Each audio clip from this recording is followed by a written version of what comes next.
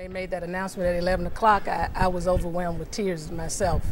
I was overwhelmed with tears because I thought of all the struggle and sacrifice that our parents made and thousands of people who chose to leave college and get involved with the movement, the people who risked their lives, they got jailed, billy clubbed. I mean, I just thought about the host of people who made this all possible. Yeah.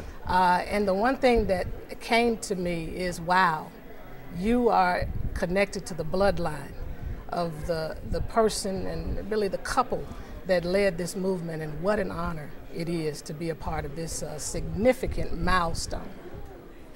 That was so beautiful. Okay, the interview is over. No. A couple of more questions for you, Bernice. Did your father, through his sermons, through his writings, did he see this day as even being possible? An African-American president of the United States of America, did he see this as possible, as likely? Because I believe my father was a prophet, and when I look at the last words out of his mouth, where he said God allowed him to go up to the mountaintop, and he looked over and saw the promised land, he said, I may not get there with you, but we as a people will get there.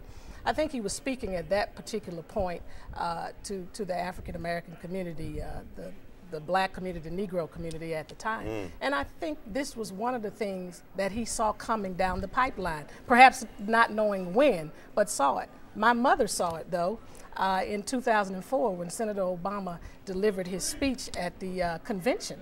She called me the next day, asked me did I see it. Unfortunately, I had missed it, and she said, I think we've got somebody. Now, I didn't pursue it with her, but yeah. I sensed, because there's always this excitement in her when she foresees something. And I sensed that she saw this day coming. Wow. I'm just sort of curious. Let me follow up on that line of thought here.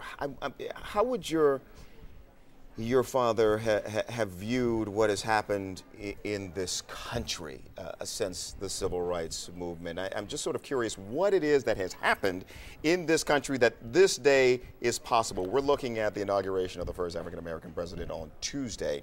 What has happened in this country? This is not a day that I foresaw. What have many of us maybe missed that was going on in this country that perhaps you saw, your father even prophesied, and that Barack Obama tapped into? Well, I think there's been a groundswell for a little while of a crying out for change, and especially from a younger generation. We saw that in Gina. We saw that when the whole Don Imus thing unfolded. Yeah. And I think there was, the groundwork was being laid.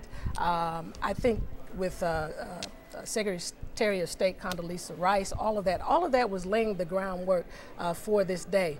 But it also is because you have to, biblically, 40 is the number of generations. So there's a change that always occurs around the number 40 in terms of generations. And because Daddy died literally 40 years ago, the same year that Obama was elected in 2008, 40 years ago in '68, Daddy was assassinated. Here you have 40 years later this leader emerging, kind of in a sense saying, we as a people can get there, and here's Obama responding back, yes we can.